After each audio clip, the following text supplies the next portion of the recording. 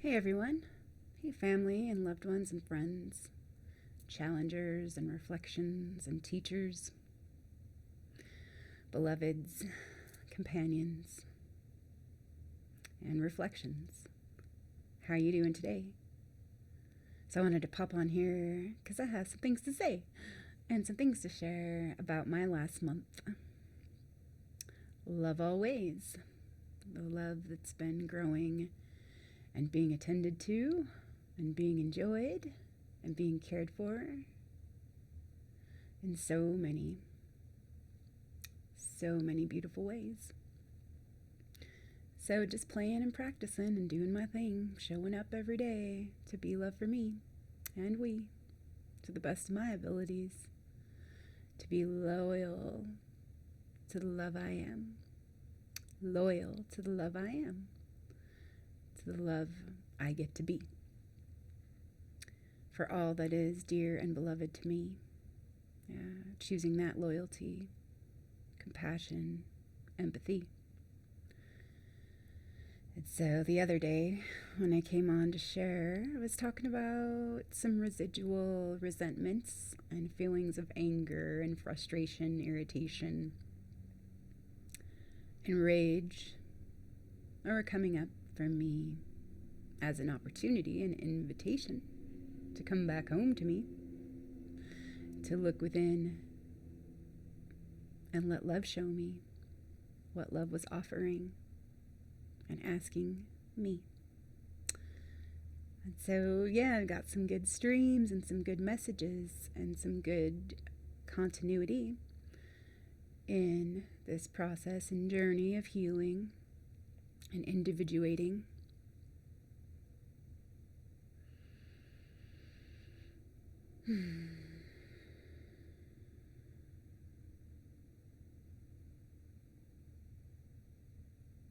Just slowing down, being present, and being here, and surrendering to get clear. And even though sometimes it feels like a little awkward, because my mind wants to go so fast, but it's just like, slow down. Don't let your thoughts trip you all up. Be here. Get grounded, get clear. And so those are some good messages for me to receive right here, for me to share, offer, and receive for myself. And so there are so many things to share and review, to pick up where I would like to continue, but we'll just see where it goes as it's here, as it is here. So, when working with turtle medicine, and it had been a little while since I refreshed about turtle. Like, I always remember certain things about turtle, or certain things are revealed to me in the moment when I need them. But I feel like it's always a good idea to go back to the teaching, and sometimes, this source of wisdom that's available for me. And I also like to write, and dialogue, and just pay attention to what's coming in, because there's certain qualities and energies that are here, available, that I can work with and play with and receive and honor, for my own healing, my becoming whole. So turtle is number 10 in Medicine Cards by Jamie Sams and David Carson. And turtle is a symbol of Mother Earth. Turtle, great mother, feed my spirit, clothe my heart, that I may serve you too. So in Native American teachings, turtle is the oldest symbol for planet Earth. It is the personification of goddess energy and the external mother from which our lives evolve. We are born of the womb of earth, and to her soil our bodies will return. We are born of the womb of earth, and to her soil our bodies will return. In honoring the earth, we are asked by Turtle to be mindful of the cycle of give and take, to give back to the mother as she has given to us. Turtle has a shell which is similar to the protection that Earth has employed for centuries as her body has been defiled. Mother Earth's protection has come in the form of earth changes, new plant growth, the creation of new land masses by volcanoes, and climate alterations. Like Turtle, you also have shields that protect you from hurt, envy, jealousy, and the unconsciousness of others. Turtle teaches you through its habit patterns how to use protection. If you are bothered by actions or words of others, it is time to go inside yourself and honor your feelings. If you are attacked, it is time to give a warning snap. If you have chosen the turtle symbol, you are being asked to honor the creative source within you, to be grounded to the earth, and to observe your situation with motherly compassion. Use the water and earth energies, which represent Turtle's two homes, to flow harmoniously with your situation and to place your feet firmly on the ground in a power stance. Turtle is a fine teacher of the art of grounding. You may even be able to overcome some of your space cadet tendencies if you align with Turtle medicine. In learning to ground, you are placing focus on your thoughts and actions and slowing to a pace that assures completion. Turtle warns of the dangers of pushing the river, as evidenced by the plodding pace it keeps. The corn that is harvested before its time is not yet full. However, if it is given the chance to develop at its own rate, its own season, the sweetness will be shared by all. Turtle buries its thoughts like its eggs in the sand, allowing the sun to hatch the little ones. This teaches you to develop your ideas before bringing them out into the light. Look at the old fable of the tortoise and the hare and decide for yourself whether or not you would like to align with Turtle. Bigger, stronger, and faster are not always the best ways to get to a goal. When you arrive, you may be asked where you've been, and you may not be able to remember. In that case, arriving prematurely can make you feel very immature. If you drew the Turtle card, it augurs a time of connecting with the power of Earth and the Mother Goddess within. This is a reminder of the ally that you have in Mother Earth. It does not matter what situation you have created. Ask for her assistance and abundance will follow. So thank you, Turtle and Mother Earth. Thank you, thank you, thank you.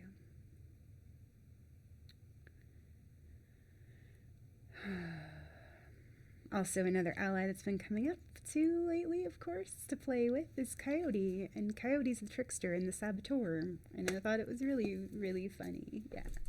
But Coyote's always come into play and to help remind me. Yeah. That it's only me that gets in my own way, really. Self-created obstacles and self-made prisons. Yeah. Limitations. And so, yeah, I had written a few things in the last couple days and wanted to share some of those things.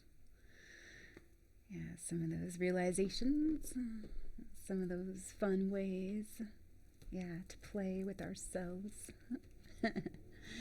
and let love show and reveal the truth to us, yeah, through all these fun ways. Here's Coyote. It's a soul collage card I made a couple years ago, and yeah, I just chose the color purple just because that felt like it was right, you know. And so it's kind of fun too, Coyote. And yeah, purple makes me think of higher wisdom and vision and the crown chakra and royalty, nobility. Yeah. Sovereignty. So thank you, Coyote.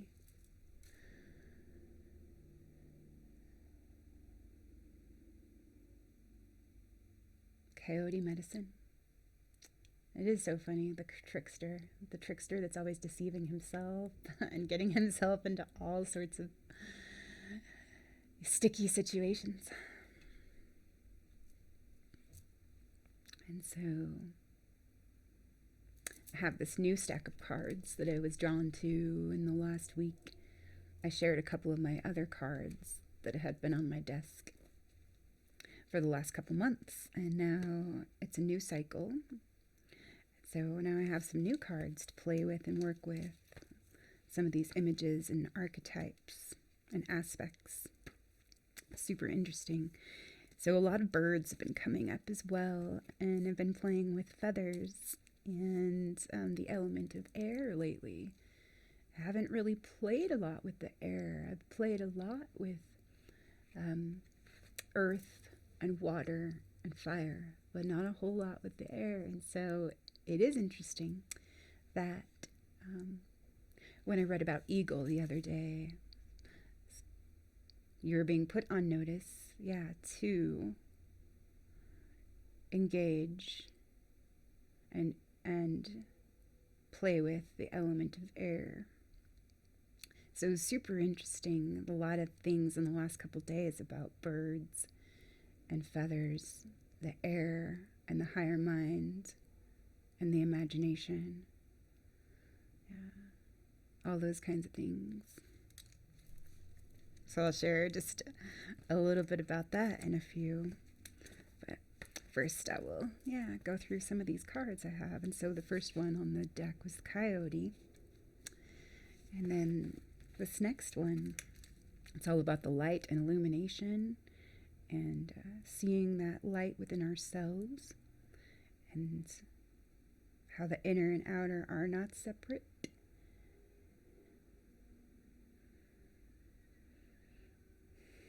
And they are both joined in union. And it's like learning through the opposites, like how to become one within myself, how to reconcile some of those old conflicts and be that one love within myself.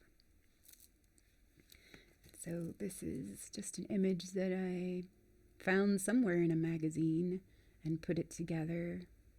And this is how it came together for me. So there's a woman who's praying in a church and she's lighting a candle and there's a picture of Jesus there. On her right side.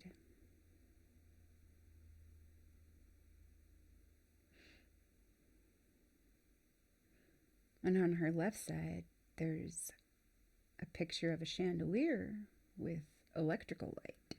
So I think that's interesting.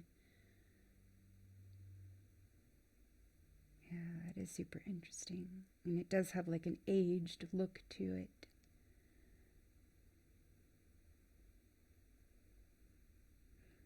And so it's just all these images reflected back to herself to show her who she is. And I think it is interesting too that there's 3 candles visible and then there's 3 little light saucers from the chandelier available. And the color is blue, which is like a spiritual insight. And she's got a covering on her head and she's pointing to her throat. And so super interesting there. I'll see what else comes through with that one. And it's just like seeing the light within and seeing the light reflected from without. And this is a picture that I got from a harem book. And I just thought this woman was super beautiful. She's just comfy and cozy, just chilling out, enjoying some food and some leisure time. And just smoking something, some kind of a herb. Just enjoying what is available and present.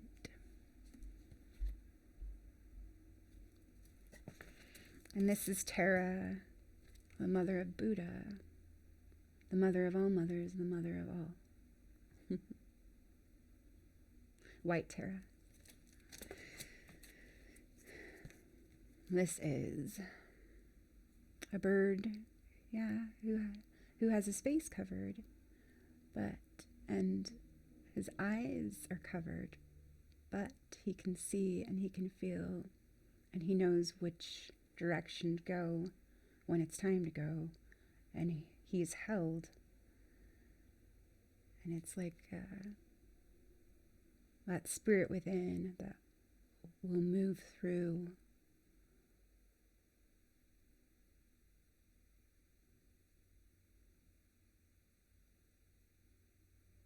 like this guidance, navigate like through the unknown.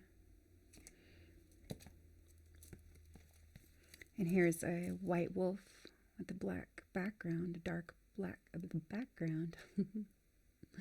Yeah. Super, super interesting. The light and the dark. Yeah, this and that. And also reminds me of this like fluffy, really fluffy white lion dog that came to see me and my husband when we went on vacation. We went out to this little farming town, like in the middle of nowhere, where there's more cows than there are people. And just stayed at my Auntie Shelley's little farmhouse out there.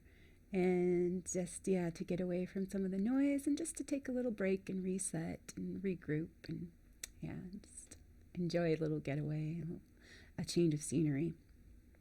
And so there was this neighbor's dog that came to visit us like every single day we were there, and he looked a lot like this, and he was very, very, very fluffy and very large, and he was so like lonely. All he wanted to do was be with other people, and he's just so sweet and just wanted to like sit with us and put his little head in our laps. He wasn't that little, but yeah, poor dog. He's like a farm dog, and I guess like, yeah, people do things differently in certain places where, yeah, it's like living in a different world, like certain things. So I guess like it's an outside dog, and he kind of fends for himself, and these, yeah, people had gone away for a couple days and left him to fend for himself. And so, yeah, of course, my bleeding heart, just like, oh my gosh, this poor dog, yeah, needs some love and affection and attention. And he was starving. So, yeah, we gave him some food and we fed him, and he was just so happy.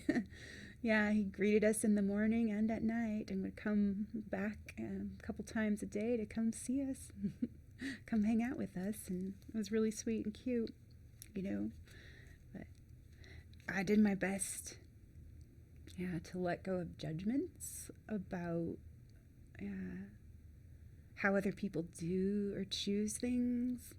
But, like it did feel like, that's not fair. That dog deserves better, He really does. And it just kind of felt like neglect, And so, yeah, it kind of made me sad that these beings, aren't treated with the honor and the respect that they deserve sometimes. And they're just, just the way that we don't give it a second thought sometimes. Yeah, I don't know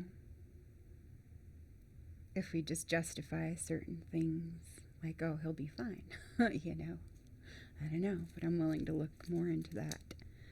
And I know what's mine and what's not mine. Like, I could offer love, care, and connection, and maybe he was offering that to me, too,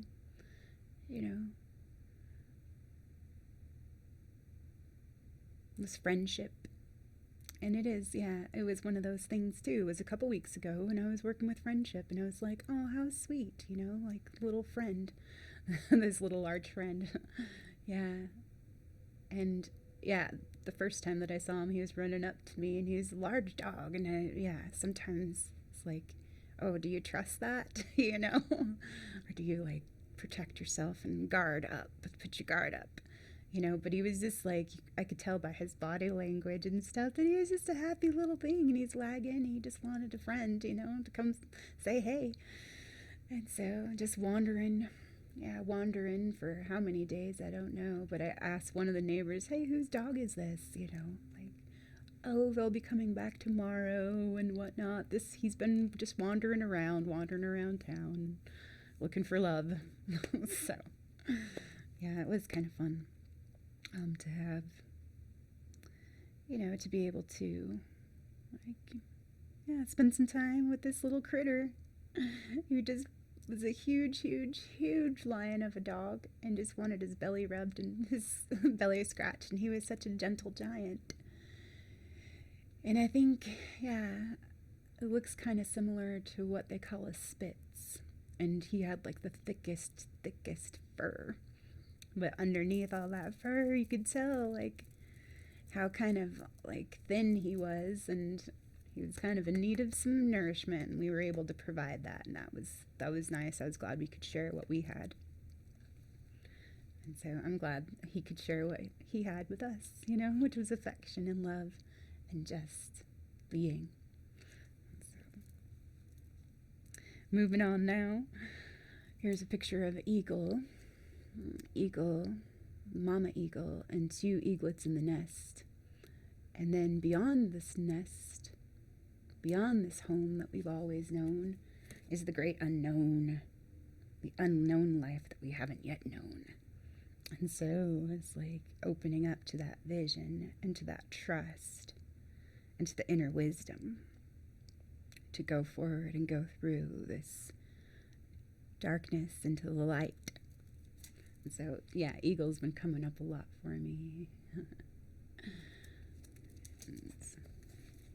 It just feels right. And here's a picture of Lita and the swan and her children, born of 2 unions. So super interesting, that. And then another picture of 4 corners, 4 things, lower and higher. And the red makes me think about getting rooted, getting grounded, and getting centered to remove the obstacles and the old patterns that are no longer working, and the parasitic relationships and the parasitic chains and the downward spiral that keeps me looping back through pain and suffering.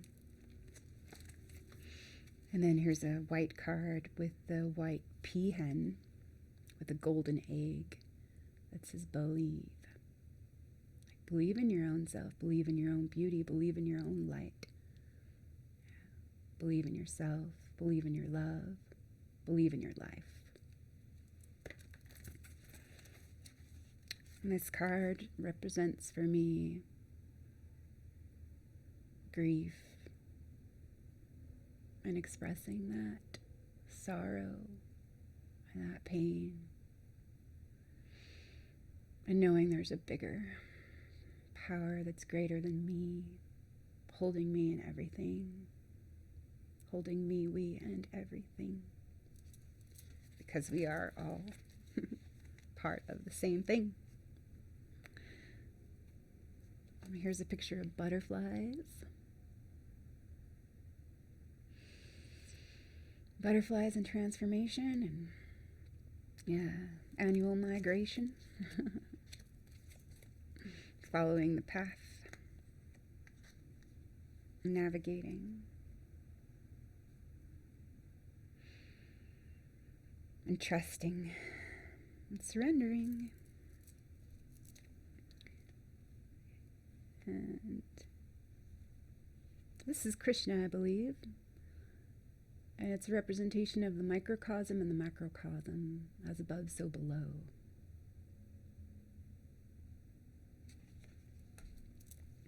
And this is a Ferris wheel.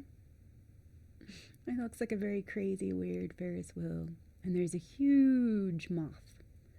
And I can't remember what kind of a moth this is, but it has like the best hearing and the best sense of smell, like according to Guinness Book of World Records. I remember I got that picture and read some little tidbits about this moth. And it always reminds me of the shaman, the moth. The moth is the ally of the shaman. So that's interesting. There's the butterfly and the moth.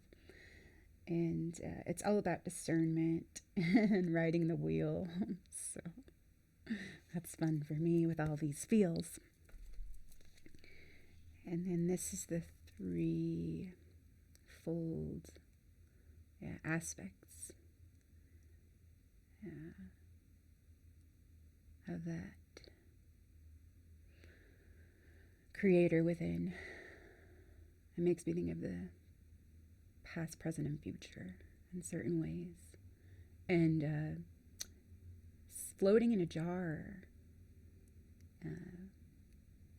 Certain things are being crystallized. And so that's super interesting. And so that's that stack of cards. It's super interesting. And then I have another stack that I'll go into next time. But very, very interesting, because that one's more about gathering, and then the life and death, death, rebirth cycles. And so how do I want to tie that all in to what's been going on within and without?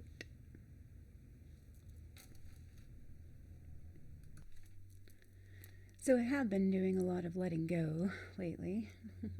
letting go, and letting go again and again and again and again and again. That inhalation and exhalation. Receiving and surrendering. Yeah. Giving it back. Giving it back. Giving it back. Opening, softening, surrendering. Receiving. Giving back.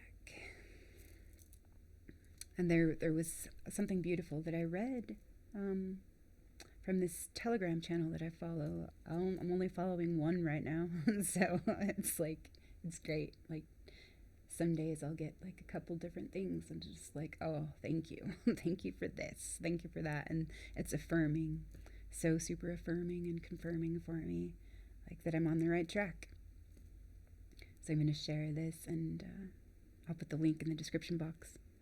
You, the seed once embedded in the soil of Mother Gaia, becoming accustomed to the darkness of the undergrowth, she wills you to grow, for contained in your core is the blueprint to thrive. The direction your potential is being called towards is upward. While setting your roots down firmly, your connection to her is your foundation for expansion. Your inner strength and inherent trust forges the way of your divine path as you crack open the layers of protection that had kept you dormant for a long moment. In your rising upwards towards the surface, you experience growth like no other. You feel everything that surrounds you amongst the many creatures that share the space of darkness. The miracle of water drenching your fragile stem, the symbiosis that is life. A braver, more robust seedling, you now break through the hard soil into the sunlight of empowerment and the gentle breeze of freedom, no longer constrained by the impacted dirt. Having moved impeding rocks out of your way, you feel the true power of your potential, of being one with the elements, having majestic, blossoming experience into the exquisite divine sunflower that you are. And as you stand tall and beautiful in all of your grandness, you stamp your unique creative signature into the world, ensuring God's legacy and gift to humanity, your heavenly presence in this earthly realm. By Jerry Pye. So that's beautiful. And there's this beautiful picture of this goddess rising from the earth towards the light, which is just very amazing and right. Perfectly timed. Yeah, for this time, this turn of the wheel. We just had our equinox, our vernal equinox, and this bloom of springtime, and I can see everything changing outside. I feel it changing inside, and I can see some of those changes as well. And so yesterday, and this weekend was a really super nice, amazing, like the warmest weekend that we've had so far. And now today it's very cold and cloudy and a little windy and stuff. So we got a little taste of what's to come. And it's been nice. But sitting outside yesterday, it's just like I could see this tree in my front yard like blooming before my eyes, like, wow. It's like the quickening and the stirring, where it seemed like nothing was happening for a long time, and now it's all happening at once, it seems. And so seeing the green shoots poke up from the darkness and longer, like getting longer, like every couple hours, and this tree outside budding and becoming more colorful, and like the flowers will be here soon. And so it's exciting, and it's just awesome just to see it in motion and movement, like in its own phase, and how it just gets to be and express itself in its own way, in its own time. And so just like life, life is always dancing. And so I wanted to share a couple of fun art projects I've been doing, continuing. And so this one, maybe in the last month or so, is really super fun and awesome. I love blues. I love the blues.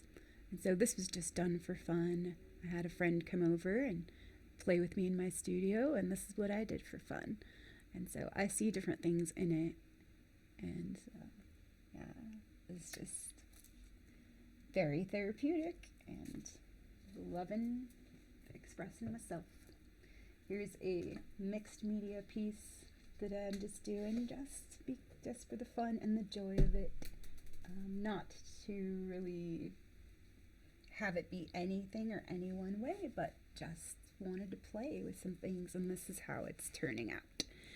And it is like super interesting that there are certain elements in here for me, to look at and play with. And so there's the butterfly, there's the flowers, there's the seashells, and there's the pearls. And there's this stone that's called zungtin. And so I think it's like a rock crystal. I'm gluing that there. And the sun. And so there are, like elements for water. It's fun. Water, air, fire, and earth. And so, and the mirror, which is really, really fun too. The mirror within the mirror, within the mirror, within the mirror, and dissolving the mirror so we can see ourselves as we truly are. And what's really interesting too is I was reading about air again this morning, and air sometimes is portrayed with a circle with a dot in the center, just like the sun is. And so it's an interesting interchangeable symbol. And reflected back in the mirror where it's pointed right now is an orange soul story board that I've been looking at. And there's a lot of different birds on there. And so, just going back to the birds and what the birds mean. And so I had watched this video about, the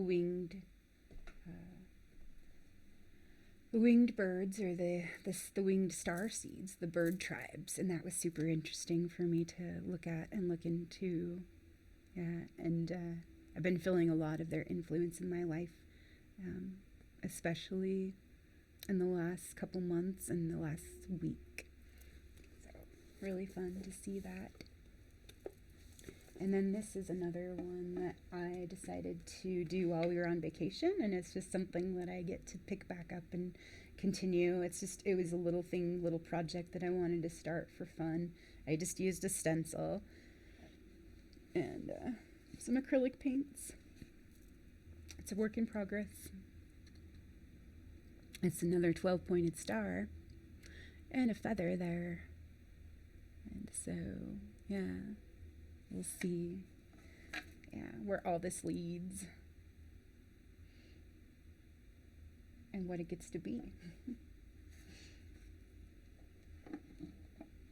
So just a couple of, some of those awesome fun things and synchronicities. And we'll see what wants to be shared. Your day.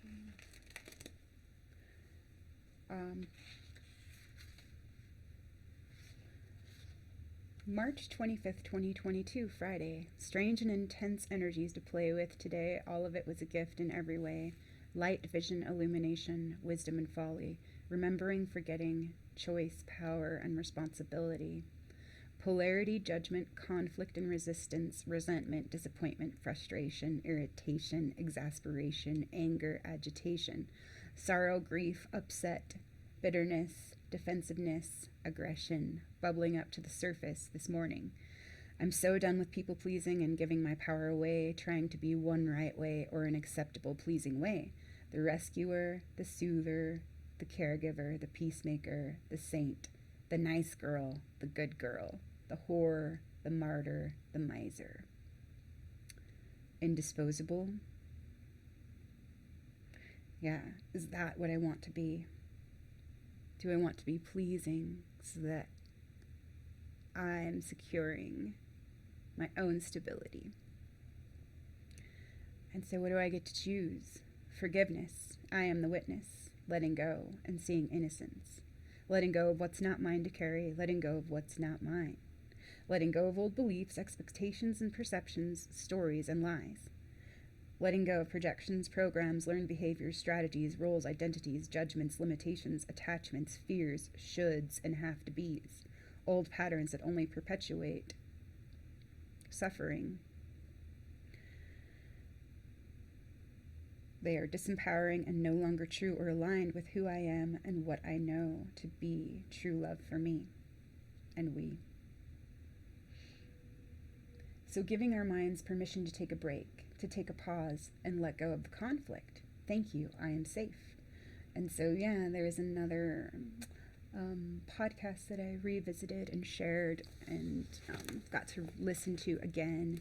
And I picked up more stuff from it this time around. And it was really awesome. Kind of changing our focus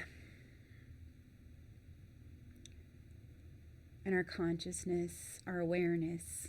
Like, if our minds just won't settle down sometimes, what we can do is focus on a part of our body and feel our attention right there. And so what was suggested was that, putting out the hands.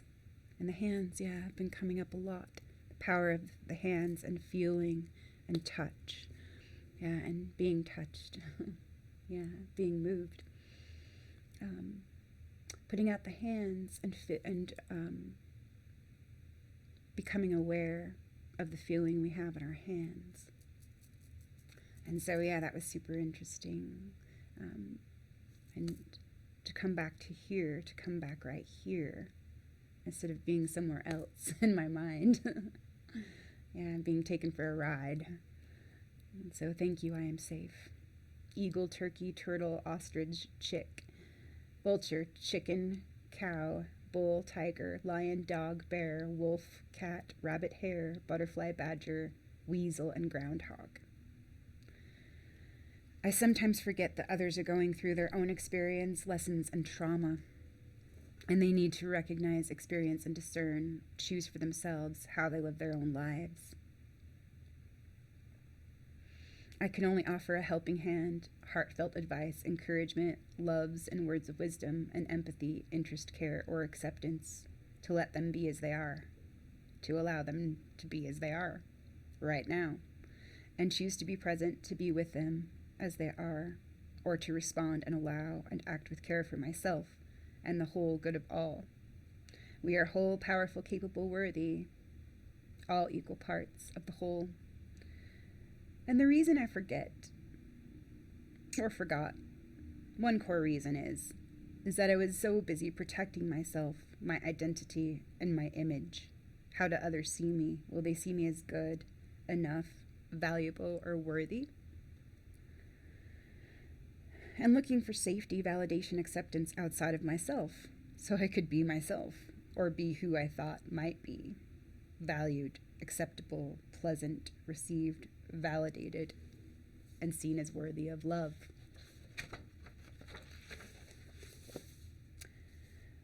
Codependent on that external love to feel worthy and good enough. Busy mentally and not present or at home within myself. Giving my power away to the other, for that external validation. Devaluing myself and filling into judgments, stories, roles, projections, strategies, programs, fears, fear and desire cycles. Attachments, wounds, guilt, defensiveness, suffering, blame games, not taking responsibility. My own power to choose, to honor, love, and care for me. So take care and care for myself as God's love would and does for me, and allow me to be as I am. Now I am love for myself, as myself, through my whole, true, full self.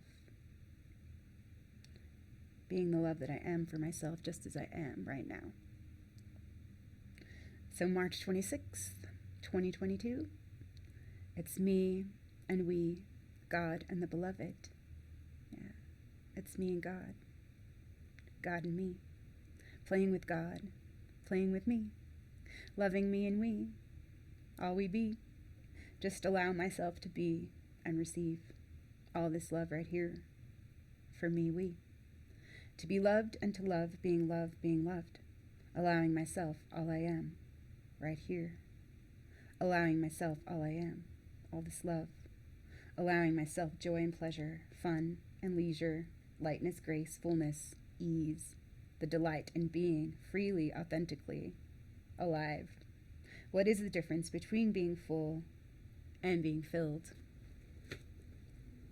So I'm looking at the superego today and all the cultural conditioning and pop culture programming, victim consciousness, lack mentality, no power, no responsibility, the spiritual, emotional, mental immaturity of codependent narcissistic roles and power struggles and dynamics, the toxic role models, inverted archetypes, denied aspects and disconnection, incoherence of the cut-off self, separated and fragmented.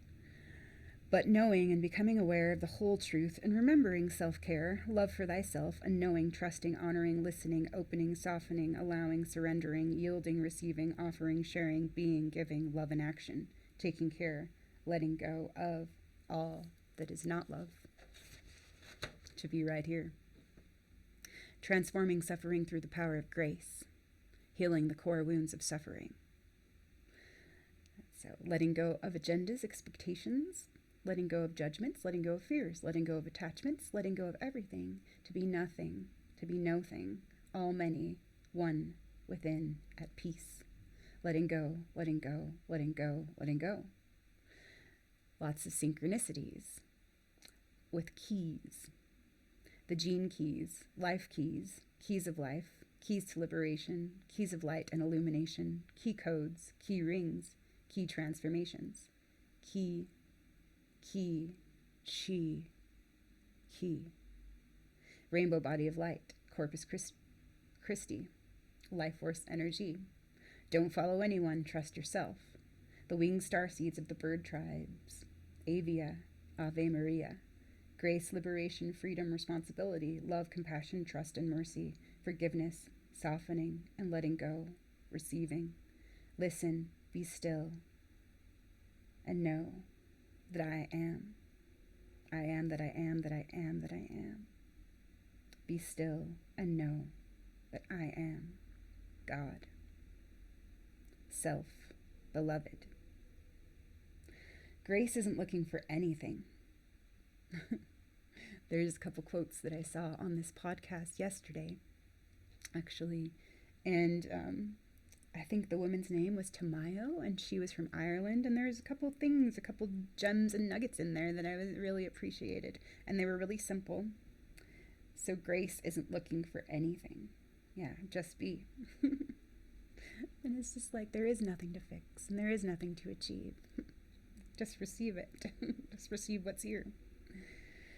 And she says, I'm here for actualization, not for happy la-la. So I thought that was really great. I'm here for actualization, not happy la-la. So really giving myself permission to let like some of my own expectations go instead of like, like this insistence that everything's got to be my way in order for me to be happy, So the real truth of life, which is tender, gracious, strong, the indomitable spirit, is the only truth. The real truth of life, which is tender, gracious, and strong, the indomitable spirit, the only truth. And I'll probably come back and read like a couple other things, but for now, I'm going to skip this part. Super interesting reading today on competition, forgiveness, and service, and the 13 Ps. It looks like an amazing book to read and receive. So many nuggets and gems, all for we. Also listening to some interesting streams on YouTube. Awesome and magical sequence. Loving kindness, compassion, grace. Joyful, playful, receptive, grateful, faithful. Hearts are we. What are we empowering with our thoughts or through our thoughts? Pay attention and redirect wisely. Who is more foolish, the child afraid of the dark or the man afraid of the light? Maurice Freehill. Seeking is not always the way to find. Augustus Hare. A hero is someone who understands the responsibility that comes with his freedom. Bob Dylan. Contempt is the weapon of the weak and a defense against one's own despised and unwanted feelings. Alice Miller. It takes all the running you can do just to keep in the same place. Lewis Carroll. You are today where your thoughts have brought you. You will be tomorrow where your thoughts take you. James Allen. And so, the threefold flame and the heart flame. Love is everywhere. Clean it up, lighten up, compost it, give it back, to be here, the present, being empty, becoming filled, becoming empty, to be filled. Detachment, observation, illumination. Neutralize misqualifying thoughts, lower emotions, and unconscious behavior. The judgments, the fears, programmed stories, myths, attachments, addictions, energy investments, agreements, roles and patterns, false identities. Practice non-attachment, observation, listening, centering, presencing, discovering, uncovering, allowing the unfolding, letting go, letting go, letting go, letting love, letting God, letting light show the way. Love and patience, devotion and play, gratitude practice, simple presence, clear reception, wake up and play. Pleasure over pressure, remember I am God, self-beloved, be still, slow down, and remember, all this love is whole and free. Let go and enjoy the journey. I am worthy, we are worthy, all is worthy, all are worthy. Letting go of projections, beliefs, letting go of judgments, agendas, identities, and overcoming unworthiness and pride, shame, programming, doubt, confusion, separation, and blame games. In true service to the whole, with love for all. With love for all myself. I'm feeling some boredom, impatience, antsiness, restlessness, anxiousness, a desire to get moving, grooving, cahooting, and creating. To get organized, activated, charged, to feel alive. Yeah, to live my life. To exercise and direct my energy. So the Aries energy is bubbling up to the surface. Oh yes, love, it is springtime, and life energy is surely rising, churning, stirring, reawakening, alive. Alive in me. Alive in she. Seeing the changes, feeling the burn, Aries passion, zeal, enthusiasm, and fire. Wants to charge forward, move ahead, forge ahead, but there's also another energy that urges caution and patience. Strategy, planning, assessment, and rest. So surrender the outcome. Let love free the rest. Let love free the yes. Say yes. Just say yes. I am willing. So shake out the tension and move it on out. Stretch it all out. Stretch it all out, or allow it to be moved. Stretch, expand, allow, unfold. Feel, kiss, flow, let it go. I let go. I allow all to unfold. I trust and let go. And this is said like frozen or flowing. And so, yeah, some of me feels frozen. Some of me has felt frozen. And some of me feels totally open. And so it is interesting, like, to have that contrast and then to know that both parts are legit. And it just is what it is right now. And so this morning, I just wrote a little piece called The Nitpicker and the Idealist. And I was just playing around. And so, yeah, there's something in here for me to be found. To, yeah, allow it, yeah, to be revealed and be shown to me. Pick your perception. Let's start over again and laugh at ourselves. That's what it's all about, laughing at ourselves, getting through to ourselves, yeah. Freeing ourselves from our limitations and self-imposed, yeah, expectations. So the nitpicker and the idealist. Pick your perception, pick your belief, pick your myth and story, pick your ego identity, pick your distortions, pick your celebrity, pick your role model, pick your chosen guru, savior, martyr, and saint. Pick your position and pick your security, pick your poison, pick your cage, pick your external authority, pick your false mediums, pick your side of this one-way street, pick your drug, pick your illusion, pick your stories, props, and lies that bolster your own pride and vanity. Pick your ego flattery, pick your pleasure, pick your pain, pick your distractions, and pick your chains. Pick your scapegoat and victim, hero, villain, mob mentality, avoiding your own power and your responsibility. Blame it all on someone else to be comfortably numb or frozen in place. All these old ways through learned and inherited survival strategies. The old stories perpetuating pain and suffering. Old ways of unconscious operating, reinforcing and constantly seeking external validating of the correct rightness and self-righteousness of being the one right, acceptable way. This is the shadow side of the law of one, its original sin and core wounding. It's being reflected or projected back and forth, the pendulum swing of extreme polarity, pushed and pulled for and against. Do we truly or honestly believe that love is for or against any one thing? Yeah, do we truly or honestly believe in our own delusional folly that love is against any one thing? That love measures, compares, and competes, injures, harms, or overcompensates? That love labels, condemns, judges, excludes, denies, attacks, tears apart, and dishonors life?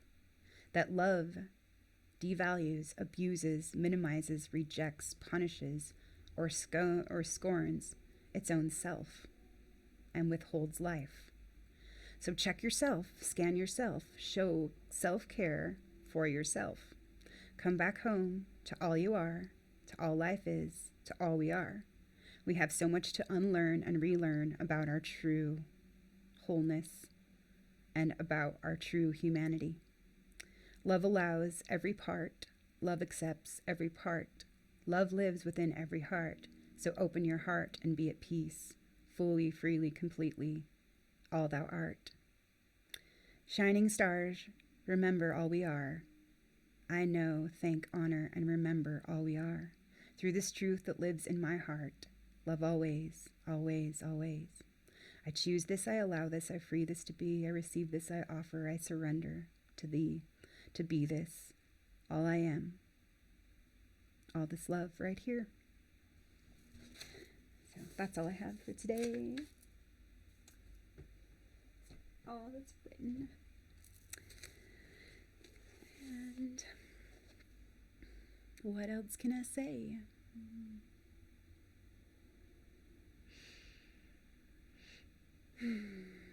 There were a few really cool fun things that I got to receive today, actually, and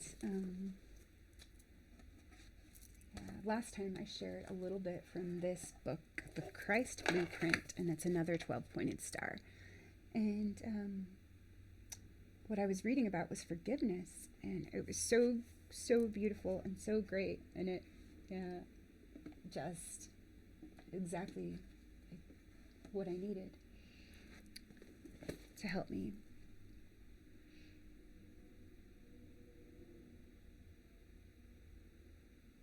forgive the wrongs that I felt.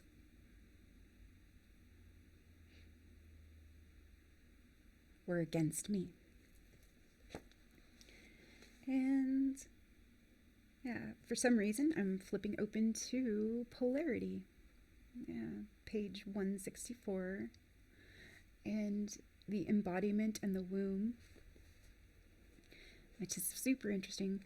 Yesterday I read a little bit, and I had put this bookmark.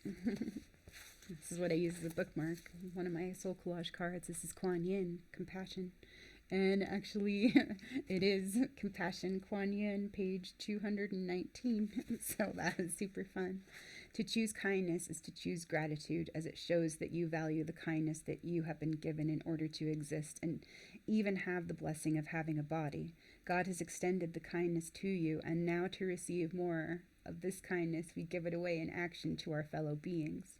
To be truly happy is to live in gratitude. Living in gratitude and in grace means accepting whatever comes one's way, both good and bad, with thankfulness. There is no exception to what one can be thankful for, as gratitude wears down our resistance to conflicts, humbles us, and brings us into joy and oneness as we start to see that if we thank and bless all things in our life, we enter peace and kindness to all. Try this. Thank all the painful and beautiful occurrences that happened to you today and see how you feel. The knowledge that we can die any moment, that death is our ally, teacher, and friend, and that emptiness and impermanence are real in this world leads to a deeper appreciation and gratitude. In the conflicts that arise, in the unfortunate circumstances that happen, there is a lesson for our soul that we have created in order to find the peace of the open, giving heart as it blesses and receives all things equally through the focus of gratitude and appreciation. The heart makes all things full by thanking it, emptying it of any resentment, frustration, or thoughts of harm. This leads to beauty. Beauty results from one's perception and not just from the person, place, object, or emotion perceived. Beauty arises from the clarity of our own perception. What we often describe as beautiful is an interpretation, one that has been taught to us, a perception that one thing is beautiful and another is ugly. To see beauty is to see things as they are and to appreciate something simply for what it is. In seeing beauty, we see beyond the conditioned senses and we see the life force, the shimmering light in all life. To see beauty, we see with the heart and connect to what we are seeing and communicating with through the heart. When we truly see reality, it is beautiful, as it involves no judgment, no naming or identifying with things, no past history or conditioning. We see in the present moment when everything we experience is vivid and undeniable, glowing luminously, alive and vital through an empty mind and open heart. This requires that we slow down the mind and its mechanisms. We empty the mind so that what is naturally here spontaneously arises in our perception. This reality can be experienced through the senses only when the mind stops interpreting what it is experiencing. For the mind constantly gives a commentary on everything that it comes into contact with, avoiding the direct experience of what actually is. Therefore, we cannot experience directly what is. Without the mind's interpretation and commentary, we can see the beauty in the rotting pile of dung lying on the street. If you have no judgment about the value of something as opposed to the value of something else, then you can appreciate the nature and use of all things. In true beauty, we do not exclude anything, but embrace it all as living reflections of our nature that serve a vital purpose to show us where our mind still judges and misunderstands. Heaven is not somewhere else, it is right here in this perception. Beauty is not about how a person, place, object, or emotion looks or feels. It is about how you, who is looking, feel. The beauty that we experience out there is a direct reflection of the beauty of what is happening inside you. When you are in a state of joy and feel uplifted, everything appears beautiful to you on the outside. This feeling naturally leads us to being kind and extending this kindness and beauty to others in tender, receptive presence, leading to harmlessness. For those who wish to embody Kuan Yin, you will go through a stage of being vessels of sweet sorrow, empathy, and compassion, the ones on the planet who cry to relieve the suffering of others, feeling their sadness and pain. Here we do not cry for ourselves, but for everyone as a service to humanity, in order that everyone can one day become consciously one. When we cry these tears to relieve the suffering of others, we also get transformed by feeling the pain of a whole world, a whole species, a whole race. And in truth, there are many Kuan Yins who recognize and serve this aspect of compassion every day. And that's super interesting. The shadow side of this compassion, the shadow side of Martha, shows us the misunderstanding about what service is and the holes one carries in their trying to be of service. A lack of valuing oneself, serving out of duty instead of including joy, low self-esteem, low self-worth, and lack of self-love. This leads to one not being centered in one's own unique expression of Christ consciousness. And then there's something about unworthiness, which is really great because that's what I've been working with. Worthiness, knowing my own value and knowing my own worthiness and that of others. Valuing, the whole of life. Those wishing to embody loving service encounter one of the biggest shadows, unworthiness and lack of self-love. You do not feel worthy of attention and feel you do not deserve recognition or proper payment for service. You feel that somehow you are not good enough, that you are not worthy of being respected and valued as a human being. This current runs throughout your life, ruining money flows, creating poverty consciousness, and getting you into dysfunctional codependent relationships for security.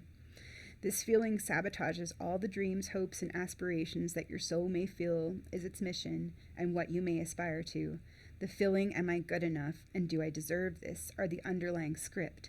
And this is a script of false humility, placing people on pedestals because you feel you are not worthy or great enough to be like that yourself. So stop for a moment, stop everything you are doing. Now place your hand on your heart gently and say, I love and accept myself as I am right now. What arises? Memories, feelings, thoughts, any sensations in any part of the body? Masters throughout time are venerated and respected, and rightly so, but they are normal human beings as well. The practices Mary and Yeshua did, many are doing today, and many are doing it better than they did.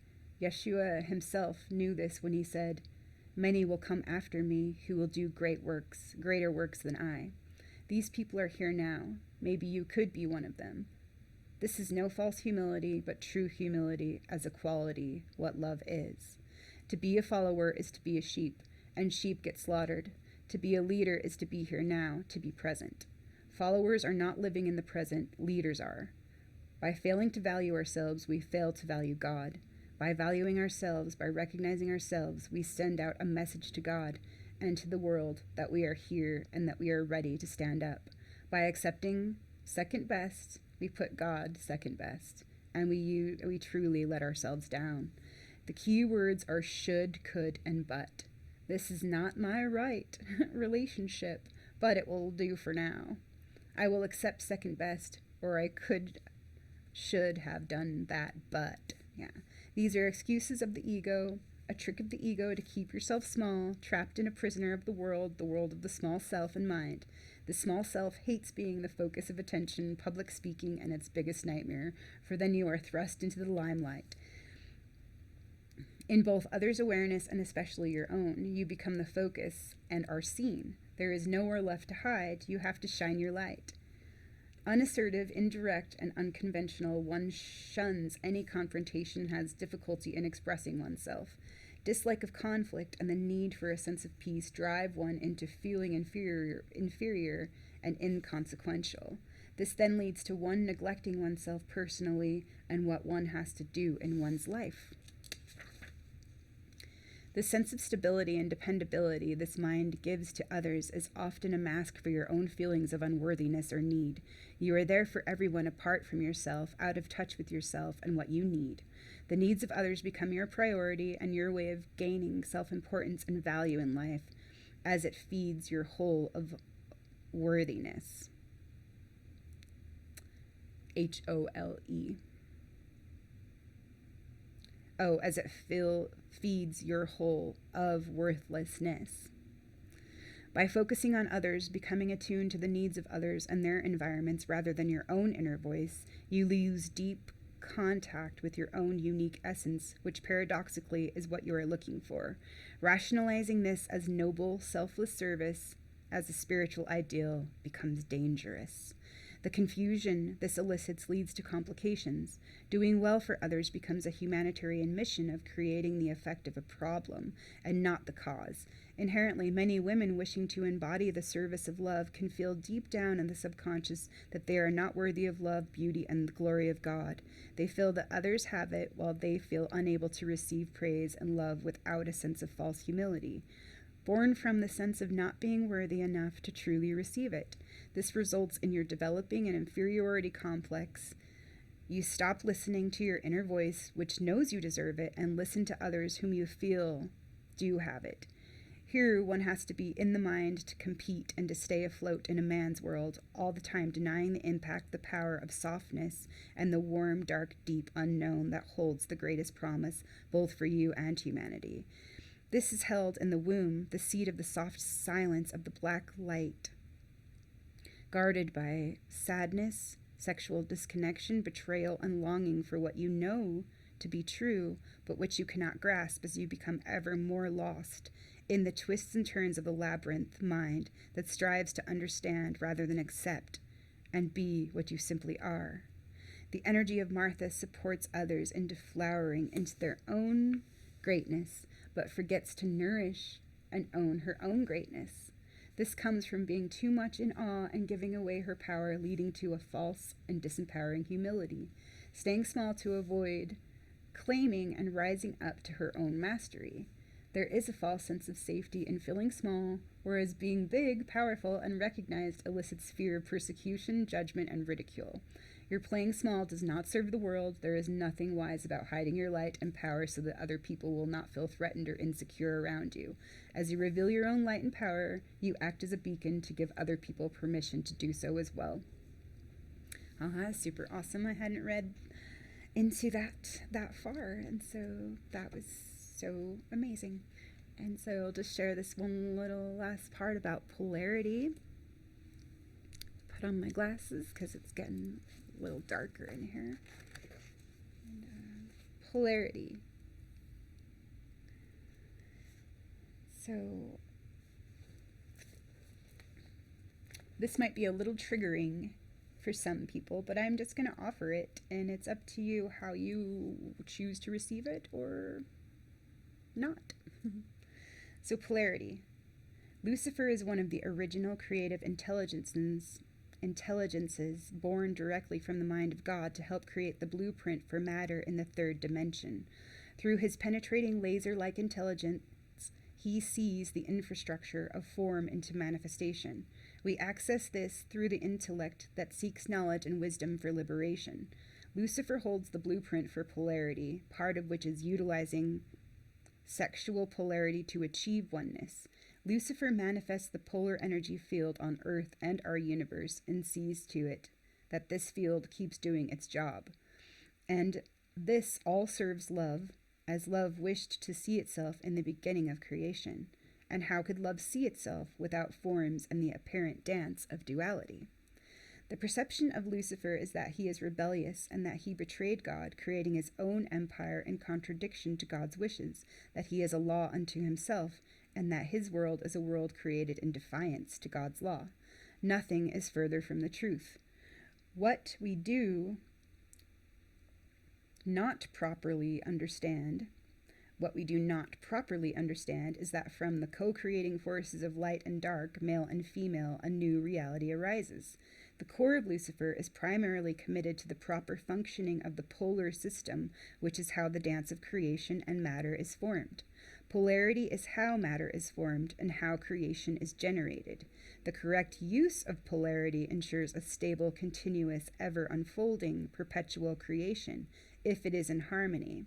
Here, Lucifer is our prime evolutionary agent, for he recognizes that through the tension, pressure, and friction generated by polarity, the push for evolution on the three-dimensional level is created. This push and pull tears apart what was held previously to be true, stretching us to break through and allow a new reality to emerge. Change does not occur without a catalyst. Freedom does not come without an oppressor. This is also why Luciferian consciousness has been judged, for in its coming the greatest changes occur. Those who oppose freedom for humanity are most locked into duality and are most threatened by it. On a personal level, this is the ego reactive to its own shadow, and in a global sense, it is many of the organized religions and government intent on keeping their power base and control over the masses. Super interesting. Change does not occur without a catalyst, and freedom does not come without an oppressor. And so that's like that challenger that we need, sometimes to challenge us. Embodiment and the womb. The unbalanced use of polarities creates tension, war, and suffering, especially in this age where male and female are still not in harmony. This is primarily because the collective feminine consciousness is still not in their power, the power of the womb, a key that Lucifer holds, as seen in his setting free of Eve in the Garden of Eden. When women are not in the power of the womb, this unbalances men, as they need to relate to this aspect of the feminine and be guided by it to fully enter the divine masculine. This is part of the quest for the Holy Grail, the Grail found within the womb of every woman. Lucifer holds keys to the full embodiment of spirit into flesh. The mirror of our body wisdom informs us of deeper emotional, mental, or spiritual issues surrounding the body-mind, such as cellular memories, pain, central nervous system tension, and deep stresses that speak to us in order to be released and healed. This is why body work is so important, for to have a clear, relaxed, soft, open body allows the light of the spirit to move through us gracefully, allowing the highest potential to manifest in any given moment. This embodying of spirit into flesh is brought about through the descent of light. The light bringer, Lucifer, is the guardian, activator, and fertilizer of the womb. Darkness guards the infinite creative power of the womb, and only the brave, dedicated, loving woman can access it if she is with a selfless, loving, and powerful man to support her along the way. As he does this, he accesses more of his loving power and enters the divine masculine. The key to open the power of the womb is unconditional love, including, embracing, using, and celebrating the dark and the light without judgment, but with discernment. Lucifer includes all aspects of ourselves in our awakening, from the most intimate, vulnerable, and personal side to our most powerful and glorious characters. Lucifer comes to give us the gift of wholeness. If we embrace all parts of ourselves, then we are free. If we leave out any part of ourselves, we will miss our true heart's desires and betray our own blueprint for fulfillment. This is a temptation in itself, for we can be misled into thinking that the path of the martyr is noble and right, all the time leaving out what is our heart's deepest dreams and longings, which always points us to our truth. Lucifer supports and tests the merging of our deepest heart's desires with fulfilling our destiny and purpose. We no longer have to choose between our most personal yearnings and fulfilling our true destiny, for they are no longer separate. If we leave out the dream of what fuels our passion, then we are also in illusion and not whole. Only those who have been put through these trials can enter into potent co-creation. This is a big Luciferian initiation of rebelling and leaving the old paradigm of convention-bound morality, peer pressure, and conditioning, and moving into the new paradigm, becoming infinitely creative and at peace. It is here that Lucifer completes the Christ path, for no one loves and looks after oneself except our own true self. As Yeshua said, whoever knows the all but fails oneself fails everywhere. You can have great spiritual knowledge, talents, and abilities, but if you do not include and embrace all parts of yourself, then it is all for nothing. The ideals of servantship are noble up to the point where you have to become a master and then be both master and servant simultaneously.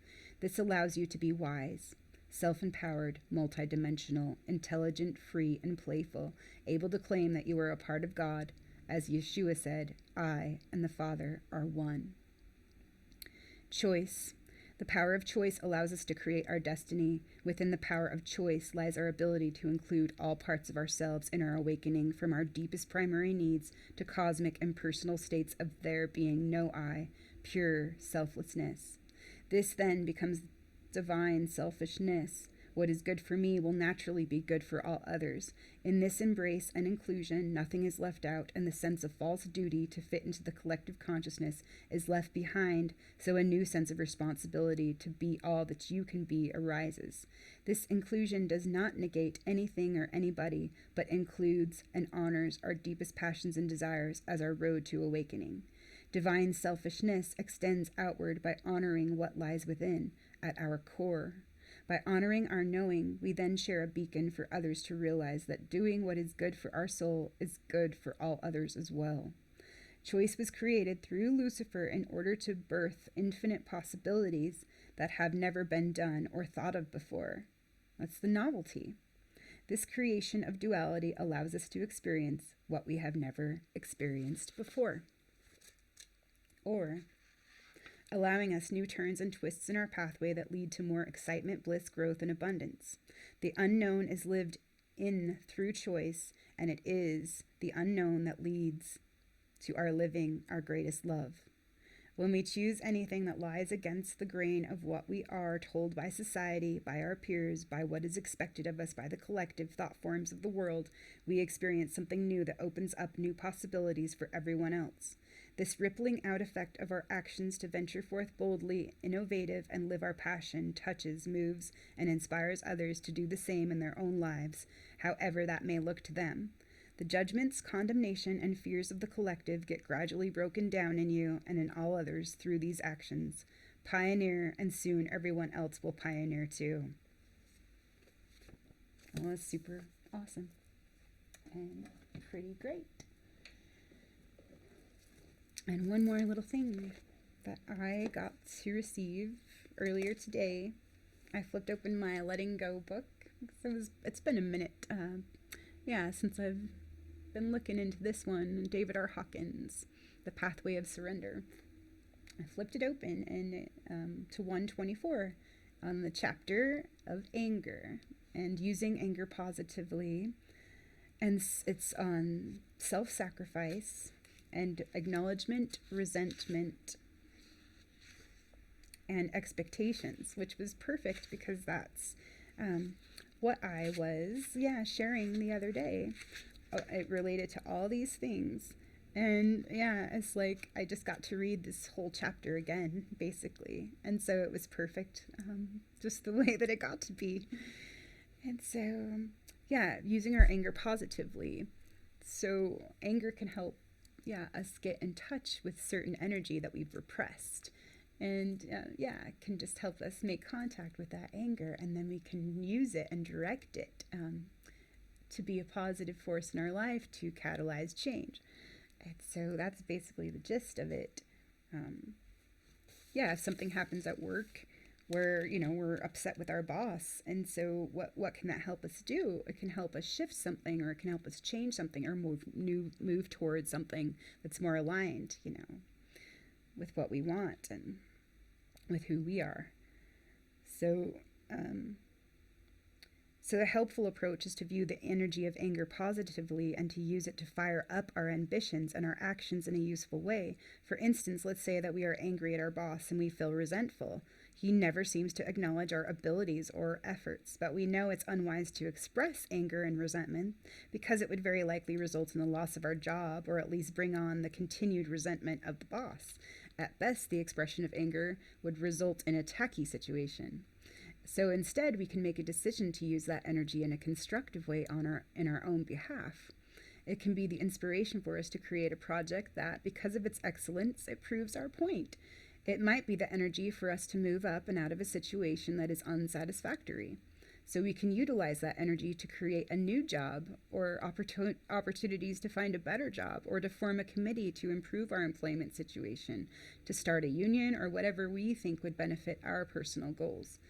In personal relationships, the same opportunity exists, and the anger can be utilized to inspire us to improve our communication skills, to take a course on interpersonal relationships, or just to learn more and, to care for ourselves. So the anger can inspire us to rededication and to put forth greater clarity of effort and to actually do a better job. For ourselves, like, are we doing that job because we have pride in our work, or are we doing that to impress someone else or to prove something to someone else, So that's good to be aware of, too. It can inspire us to look within ourselves and relinquish all the negative feelings via acceptance. Instead of being mad about it, we can accept it. So that's pretty awesome, too. Self-sacrifice. There are many sources of anger. We have already mentioned that very often a complex of angry feelings is connected with fear, and the anger disappears when we let go of the fear. Another source of anger is that of pride, and especially that aspect of pride called vanity. Frequently, it is our personal pride that feeds and propagates the anger. One source of pride is connected with self-sacrifice. If our relationships with others are associated with our small self in the form of sacrifice, then we are setting ourselves up for later anger because the other person is usually unaware of our sacrifice and is therefore unlikely to fulfill our expectations. And so it just goes over an example of a husband and wife, like they're both doing their parts and doing their thing, and they both feel deprived in some way that the other isn't acknowledging the other for their efforts. And so then they have this built up frustration and resentment. And then that creates certain kinds of resistance because it's expected and we feel obligated. And so it's really interesting how that is. So as both harbor their grudges, resentments, and frustrations, their inner anger mounts, and it's expressed as coolness and detachment as they escape into television for the evening and go to bed silently to brood over their grievances. This is such a typical American home scene that it's almost banal to repeat it here. Yet its commonness speaks of its learning value to us. We can examine it and try to unravel this decline of a relationship. That which we want, desire, and insist upon from another person is felt by them as pressure. They will, therefore, unconsciously resist. In the above example, both persons are looking for acknowledgement. They want it, desire it, but block it in each other.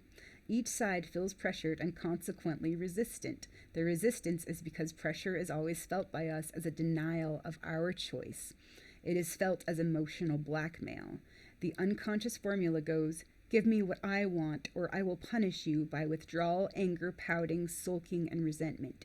We all resent feeling emotionally blackmailed. We all know the resistance we feel when we become aware that somebody is fishing for a compliment, and the same resistance goes on unconsciously as well as consciously. When we are motivated by self-sacrifice, we are pressuring the other person. Even if we force an acknowledgement, it will be a disgruntled one. A forced compliment does not satisfy. Part of the anger here arises from the pride of self-sacrifice. We have a certain secret vanity about what we are doing for others, and our pride of achievement makes us vulnerable to anger when our sacrifice is not recognized. The way to offset this anger is to acknowledge and relinquish the pride, surrender our desire for the pleasure of self-pity, and instead view our efforts on behalf of others as gifts. We can experience the joy of being generous with others as its own reward.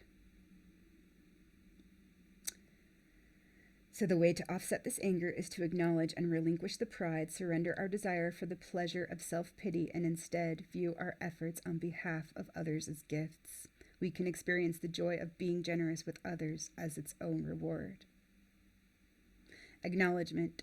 One of the great secrets of relationship is acknowledgement. The behavior of others towards us always includes a hidden gift. Even if that behavior appears negative, there is something in it for us. Very often that something appears in the form of a signal to us to become more aware. Let's say, for example, that somebody calls us stupid. Our natural response is one of anger. We can use the energy of that anger consciously. What is that person asking me to become more aware of? If we ask ourselves the question, we may come to the realization that we were being self-centered, we were being uncaring, we were failing to acknowledge them, and we were not being conscious and aware of what was going on in the relationship. If we constantly follow this procedure, we will come to the awareness that everyone in our life is acting as a mirror. They are really reflecting back to us what we have failed to acknowledge within ourselves. They are forcing us to look at what needs to be addressed, what aspect of our smaller self needs to be relinquished. This means that we have to constantly let go of our pride in order to undo anger so that we can be grateful for the continual opportunities of growth with which we are presented in the course of everyday experience. To do this, we have to resist the temptation to indulge in making ourselves and others wrong.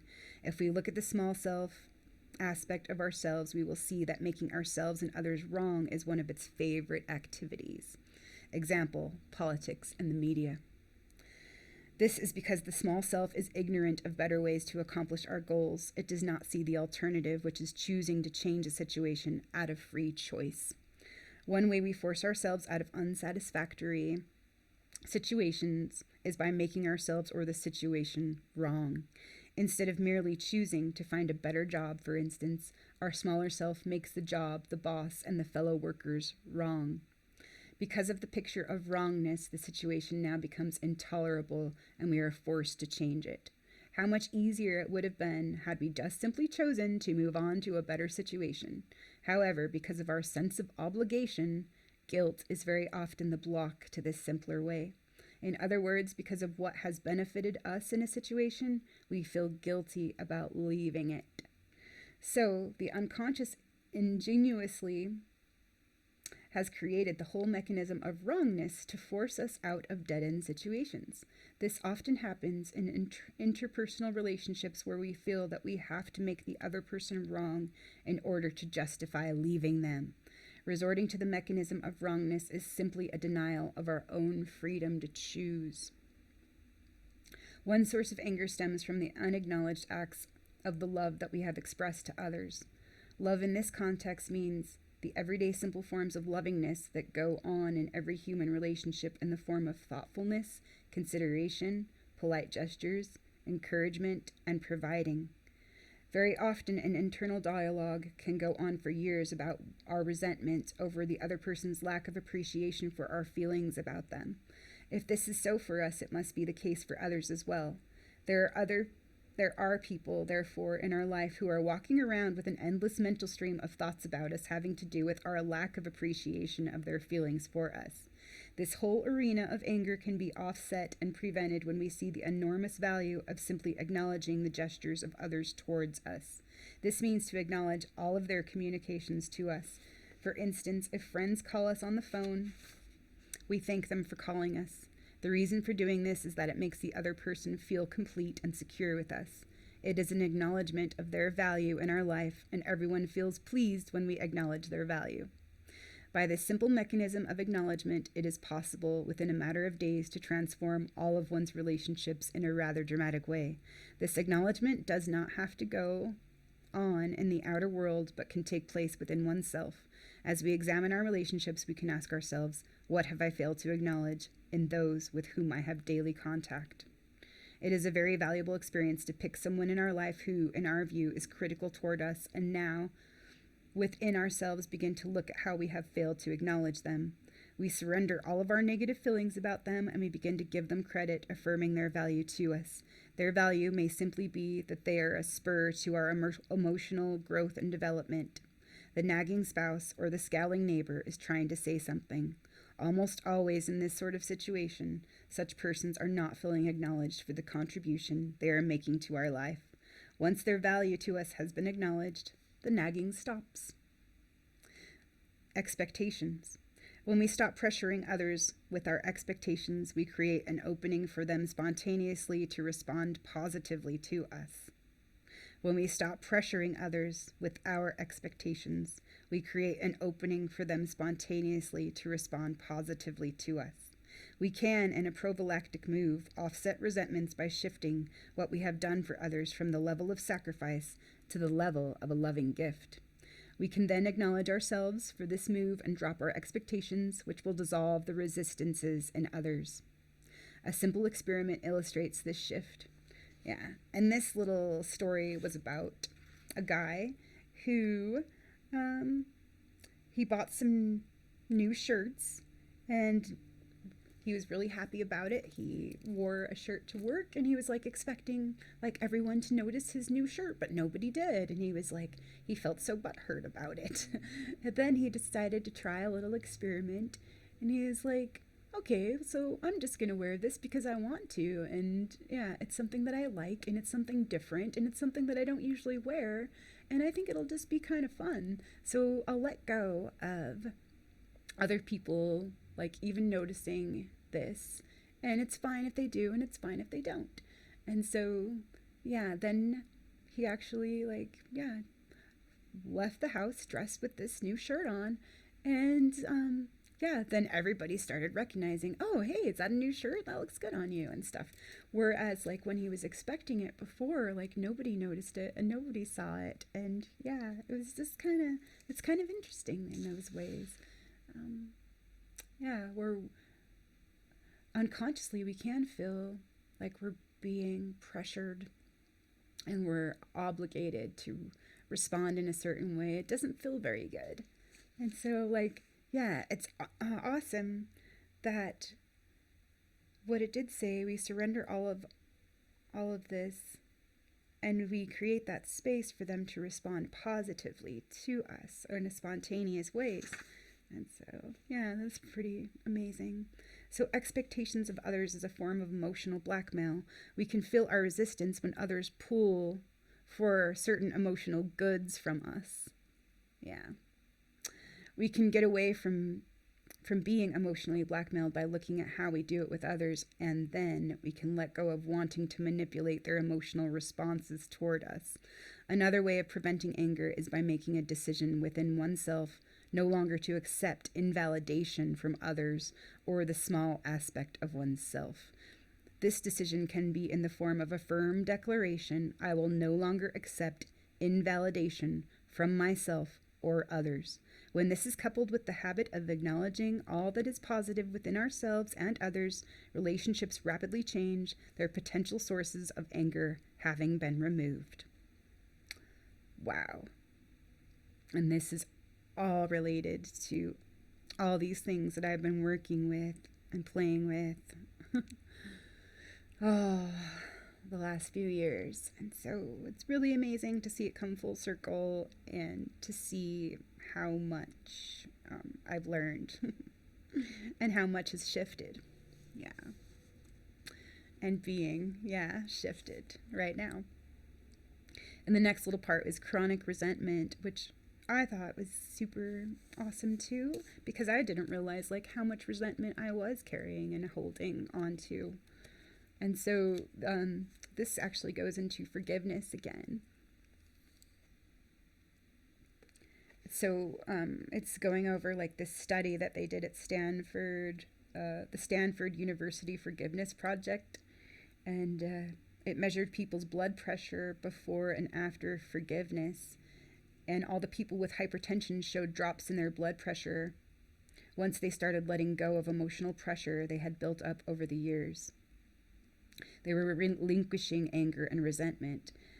And so the mind would like us to think that there is such a thing as justifiable anger, which takes the form of moralistic indignation.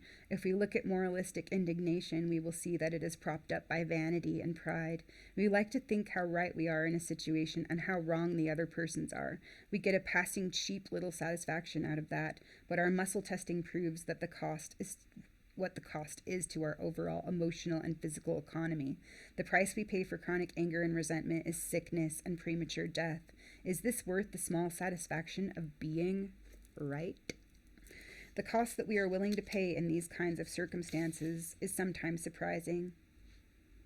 I'd have to say it very much is very, very surprising. So relinquishing anger brings us many benefits. We are free to experience emotional comfort and ease, gratitude for the daily opportunities to grow and heal, mutual caring with another without subtle strings attached, and improvement in health and more life energy. These breakthroughs allow us to move up to a more effective and effortless state of inner freedom. Because it all is. That's about freedom, internal freedom. Because freedom begins within. It comes from within. And so, yeah, thanks for listening. And thanks for being here. Thanks for being you. And thank you for the parts you've played. Yeah, for me and we. Being a part of the whole, for all the love we get to be. Hope you're doing well.